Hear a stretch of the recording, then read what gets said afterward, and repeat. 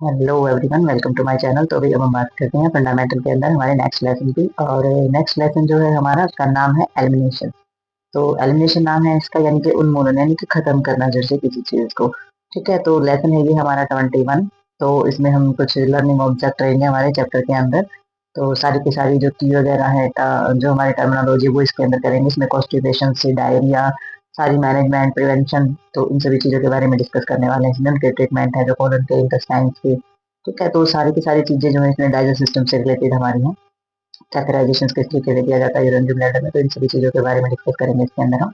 तो चलते हैं इसमें आगे, पहले करते हैं टर्मिनोलॉजी। तो अभी हम बात करते हैं इसमें टर्मिनोलॉजी की। तो जितनी भी टर्मिनोलॉजी के अंदर आने वाली जितनी भी हमारी डेफिनेशन है वो सारी की सारी एग्जाम के अंदर आती हैं। तो दो दो नंबर में या पांच पांच नंबर में हमारी डेफिनेशन आती है, तो बहुत ही ध्यान से आपने करनी है। तो सबसे पहले टर्मिनोलॉजी के अंदर आ जाता है हमारा एंटी डायरल एजेंट।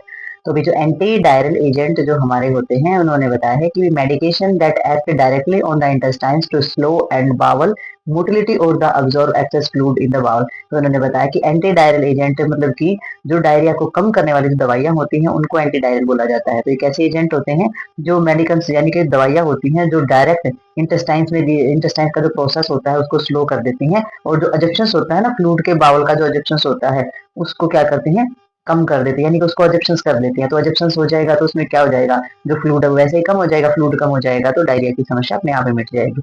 ठीक है, तो ये एंटी डायरल एजेंट होते हैं जो दस्त को कम करने का काम करते हैं। नेक्स्ट हमारा आ जाता है एन्यूरिया।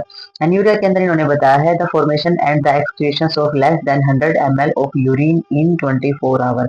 तो 24 घंटे के अंदर 10 ml से भी कम अगर यूरिन फॉर्मेशन होता है, यूरिन बनता है, तो वो हमारी क्या बोली जाती है, एन्यूरिया कंडीशन बोली जाती है बॉडी की। नेक्स्ट हमारी इसमें आ जाती है बावल इनकॉन्टिनेंस। तो इनकॉन्टिनेंस तो हम पहले भी कर चुके हैं कि यूरिन के मामले में इनकॉन्टिनेंस होता है, यानी कि अपने यूरिन पे संयम ना होना। और बावल इनकॉन्टिनेंस में भी यही होता है कि जो बावल होती है हमारी, उस पर किसी प्रकार का संयम ना होना, यानी कि किसी भी टाइम डिफेक्शन हो जाना, या फिर किसी भी टाइम मल पास आउट हो जाना। तो ये स्टेट स्टेट होती है किसी भी पर्सन की, कि इंसान का, किसी भी इंसान का जो अनुभव होता है, change the normal bowel habit. तो हमारी जो नॉर्मल बाउल की जो आदतें होती हैं वो हमारी चेंज हो जाती हैं। ठीक है, वैसे जैसे नॉर्मल पास आउट किया जाता है वो हमारी चेंज हो जाती है। विशेषता क्या रहती है इसमें, इनवॉलंटरी पासेज हो जाती है स्टूल की। ठीक है, अपनी इच्छा के बिना ही स्टूल पास आउट हो जाता है, तो वो हमारा बाउल इनकॉन्टिनेंस बोला जाता है। ठीक है, नेक्स्ट हमारा आ जाता है कोलोनिक एरिगेशन। तो कोलोनिक एरिगेशन में इन्होंने बताया that of the पुलिशिंग of the large intestine. तो इसमें क्या किया जाता है, जो हमारी बड़ी आंत होती है, बड़ी इंटेस्टाइन्स होती है, उसको अच्छी तरीके से साफ किया जाता है, तो वो हमारा कोलिन एरिगेशन बोला जाता है। नेक्स्ट इसके अंदर आ जाता है कॉन्स्टिपेशन। तो कॉन्स्टिपेशन में क्या हो जाता है, is the frequent sometimes painful passage of hard dry stool. तो इसके अंदर जो हमारा डिफेक्शन होता है या जो स्टूल होता है वो बहुत ही ज्यादा मात्रा में कठोर हो जाता है और ड्राई हो जाता है। ठीक है, तो वो हमारा कॉन्स्टिपेशन की कंडीशन मानी जाती है बॉडी की। नेक्स्ट हमारा हो जाता है डिफेक्शन। तो डिफेक्शन के अंदर ये हमारा जो प्रोसेस होता है, इसके अंदर क्या हो जाता है, स्टूल जो है वो सॉलिड वेस्ट प्रोडक्ट हो जाता है हमारे डाइजेशन सिस्टम के अंदर। जो स्टूल है वो एक सॉलिड मतलब कि वेस्ट हो जाता है, और now as the fecal of the stool, और ये जो स्टूल होता है इसको बाउल के जरिए एलिमिनेट किया जाता है, बाहर निकाला जाता है, बट कठोर और ड्राई हो जाता है ये भी। ठीक है, तो डिफेक्शन बोला जाता है उसको, यानी कि बॉडी के जो वेस्ट प्रोडक्ट है उनको बॉडी से बाहर निकालना। नेक्स्ट इसमें आ जाता है डायरिया। तो डायरिया जो है वो हमारी ऐसी स्टेट होती है बॉडी की जिसमें पर्सन अपने एक्सपीरियंस के हिसाब से उसकी भी जो नॉर्मल बाउल हैबिट होती है वो चेंज हो जाती है, जैसे कि हमारा इसमें कॉन्स्टिपेशन में दिया गया है। ठीक है, तो ठीक इसी तरीके से हमारा इसके अंदर भी जो नॉर्मल हैबिट होती है बाउल की वो हमारी चेंज हो जाती है। पेरिपेंट passage of fluid unformed stool. So इसके अंदर क्या होता है, इसके अंदर जो हमारा जो स्टूल होता है वो लूज होता है, यानी कि पतला होता है। ठीक है, तो इसमें अपना जो फ्लूइड होता है वो लूज होता है, पतला होता है, और इनफॉर्म्ड होता है, यानी कि कोई फॉर्म उसकी नहीं होती, बहुत ज्यादा पतला, बहुत ज्यादा पानी की मात्रा में, इस तरीके से वो हो सकता है। ठीक है, तो ये हमारी डायरिया कंडीशन बोली जाती है।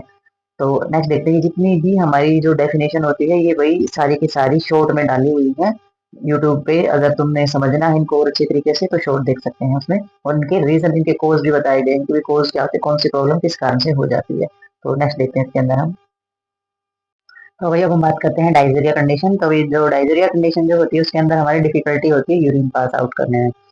ठीक है, तो यूरिन की ये हमारी डिफिकल्टी होती है, और इसमें जो एसोसिएट होता है वो पेन होता है, यानी कि यूरिन पास आउट करते टाइम दर्द होता है, और वार्म अप यानी कि जलन फील होती है, इरिटेशन फील होती है, occurring during voiding of the card burning. तो इसे बर्निंग यानी कि जलन भी बोला जाता है, यूरिन पास आउट करते टाइम इसमें जलन महसूस होती है। नेक्स्ट हमारा इसमें आ जाता है एलिमिनेशन। तो एलिमिनेशन में वही होता है, निष्कासन बोल दे या फिर उन्मूलन बोल दे, हम किसी चीज को निकालना। तो इसमें क्या हो जाता है हमारा, exclusion of the waste from the body by way of lungs, skin, rectum and drainage bladder. तो इसमें क्या होता है, इसमें एक्सप्लेनेशन होता है हमारा कि जो हमारा वेस्ट होता है बॉडी के अंदर, जो वेस्ट प्रोडक्ट होते हैं वो हमारे लंग्स, स्किन या फिर स्टूल के जरिए यानी कि रेक्टम और यूरिनरी ब्लैडर के जरिए बाहर निकाल दिए जाते हैं। ठीक है, एनिमा और हमारा इसमें क्लाइसिस आ जाता है। तो एनीमा एक प्रोसेस होता है हमारा। एनीमा एक ऐसा प्रोसेस होता है जो कोलन का जो पोर्शन होता है, हमारी जो बड़ी जो बाउल होती है उसके अंदर जो है इंसरेशन से करा करके और जो फ्लूइड होता है उसको बाहर निकाला जाता है। ठीक है, रेक्टल से बाहर निकाला जाता है और रेक्टल से ही प्रोसेस हमारा किया जाता है एनीमा का। और वही एनेरिज्म क्या होता है, एनेरिज्म जो है इनवॉलेंटरी कंडीशन होती है हमारी यूरिन की, और ये किसी शारीरिक बीमारी से संबंधित नहीं होती है। मतलब ये नहीं हो सकता कि शारीरिक बीमारी उसी की वजह से ऐसा हो सकता है। इसमें जो कंट्रोल होता है हमारा ब्लडर पर वो यूजुअली होता है उस एज के अंदर। बट इसमें जैसे कि एनालिसिस वगैरह की जो समस्या होती है अनैच्छिक होती है। ठीक है, नेक्स्ट इसमें फेसेस आ जाती हैं। एनालिसिस के अंदर जो है नींद वगैरह की भी दिक्कत होती है कि नींद के अंदर इस तरीके की समस्याएं हमारी हो जाती है, किडनी की प्रॉब्लम्स जो हो जाती है उसकी वजह से ये समस्याएं हो जाती है हमारी। तो जितनी भी ये है हमारी, जितनी भी डेफिनेशन है वो सारी की सारी शॉर्ट में डाली हुई है, तो वहां पर आप इनको पूरी कंप्लीटली अच्छे से समझ सकते हैं। यहाँ पे इससे आ जाता है जो वेस्ट प्रोडक्ट हमारा होता है वो हमारा digital and the colon of ready to excretion, यानी कि जो स्टूल होता है हमारा, जो हमारे जो लार्ज स्टाइन्स होती है उसे रेक्टल में आता है, रेक्टल से फिर पास आउट किया जाता है तो उसे स्टूल बोला जाता है। और फ्लैटुलेंस होता है पेट का फूलना। ये एक्सेसिव फॉर्मेशन हो जाती है जब गैस की हमारे पेट के अंदर, तो फिर वो हमारा क्या हो जाता है, इंटेस्टाइन्स के अंदर उसको फ्लैटुलेंस बोला जाता है। ठीक है, तो नेक्स्ट देखते हैं इसके अंदर हम। तो नेक्स्ट हमारा इसके अंदर आ जाता है फंक्शनल इनकॉन्टिनेंस। तो फंक्शनल इनकॉन्टिनेंस जो है वो एबिलिटी होती है जिसके अंदर किसी भी पर्सन का जो नॉर्मल ब्लैडर के जो स्फिंक्टर होते हैं उनके फंक्शन में प्रॉब्लम हो जाए, या फंक्शनल कंट्रोल जो चीजें होती है उनके अंदर दिक्कत आ जाती है, यानी कि बाथरूम तक पहुंचने में दिक्कत आती है। ठीक है, असमर्था हो जाती है। वो इस तरीके से जो है स्फिंक्टर जो है इस तरीके से जो उनका कंट्रोल है इस तरीके से हो जाता है कि भाई वो बाथरूम तक भी नहीं पहुंच पाते हैं। तो ये फंक्शनल इनकॉन्टिनेंस हम इसको बोलते हैं। एक होता है हमारा कॉन्टिनेंस प्रॉब्लम। तो कॉन्टिनेंस के अंदर हमारी इनएबिलिटी हो जाती है control to sphincter of the graduate of rectum bladder. तो ये इनकॉन्टिनेंस हमारा हो जाता है जिसमें रेक्टम की समस्या होती है, यानी कि मल पास आउट करने में किसी प्रकार की असमर्थता का मतलब होता है ऐसे ही हो जाना, पता ही नहीं चलेगा, मल पास आउट हो जाएगा। इस प्रकार से यूरिन में भी हमारी यही समस्या होती है कि उसमें कंट्रोल नहीं कर पाते हैं, और हमारे जो मल पास आउट करते जो होता है उसमें भी नहीं कंट्रोल कर पाते हैं। मेलना में क्या हो जाता है, ये हमारा रेफर करता है stool very dark black because of the presence of blood, यानी कि जो हमारा फीकल मैटर होता है उसके अंदर ब्लड की प्रेजेंस के बारे में पता करता है कि उसमें जो हमारा फीकल होता है उसका कलर कैसा है। ठीक है, डार्क है, डार्क हो जाता है, यानी कि ब्लड की प्रेजेंस होने से वो डार्क कलर हो जाता है, तो इसे हम मैंने ना बोलते हैं। आगे मेंस्ट्रुएशन है, अवॉइडिंग है, यूरिनेशन है। ये सारे के सारे प्रोसेस हमारे क्या बोले जाते हैं, यूरिनरी ब्लैडर को एम्प्टी यानी कि खाली करने के जो प्रोसेस होते हैं ये हमारे होते हैं। तो नेक्स्ट देखते हैं इसमें हम। तो अभी नेक्स्ट हमारे इसके अंदर हो जाता है निप्टोरिया। तो निप्टोरिया क्या होता है, नॉर्मल स्लीप हावर के अंदर, यानी कि नींद में जो हमारी जो यूरिन पास आउट करने की जो प्रॉब्लम होती है वो, ठीक है, वो निप्टोरिया बोली जाती है। लिगोरिया के अंदर हमारी फॉर्मेशन हो जाती है excretion decrease amount of urine, urine output less than 500 ml से, यानी कि 24 घंटे के अंदर 500 ml से भी कम यूरिन पास आउट होना हमारी ओलिगोरिया समस्या होती है।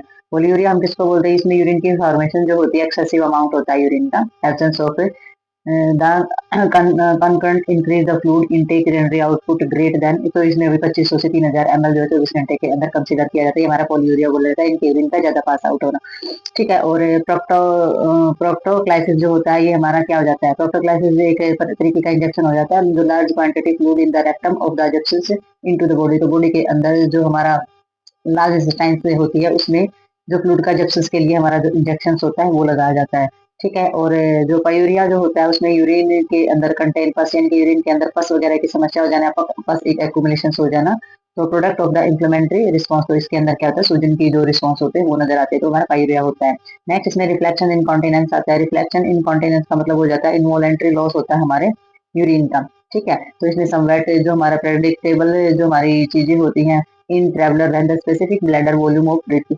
तो इसके अंदर जो हमारी सारी की सारी जो चीजें होती है स्पेसिफिक जो ब्लैडर वॉल्यूम हमारी जो पाई जाती है इसमें वो उन क्लाइंट्स के अंदर पाई जाती है, यानी कि ज्यादा यूरिन का ज्यादा एक्यूमुलेशन हो जाना, यूरिन का ज्यादा बढ़ना, यूरिन ये जो फ्लूइड जो होता है उसका स्पेसिफिक ब्लैडर के अंदर वॉल्यूम का ज्यादा बढ़ना, वो उन क्लाइंट्स के अंदर पाया जाता है जो नर्व की समस्या है जिनको, और जो स्पाइन कोड में किसी प्रकार का घाव या चोट है, सीवीए यानी कि ब्रेन ट्यूमर है, या फिर हृदय संबंधी कोई हमारी दिक्कत है। ठीक है, यानी कि जो हमारी कार्डियक वस्कुलर जो आर्टरीज होती है उनमें किसी प्रकार की समस्या है, तो इस तरीके का रिफ्लेक्शन जो है इनकॉन्टिनेंस का वहां पर देखा जाता है जब यूरिन का जो एक्यूमुलेशन या फ्लूइड जो है जब ज्यादा इकट्ठा हो जाता है, तो वो ऐसे जो पेशेंट होते हैं उनके अंदर ये समस्या ज्यादा देखी जाती है। तो नेक्स्ट देखते हैं इसमें हम।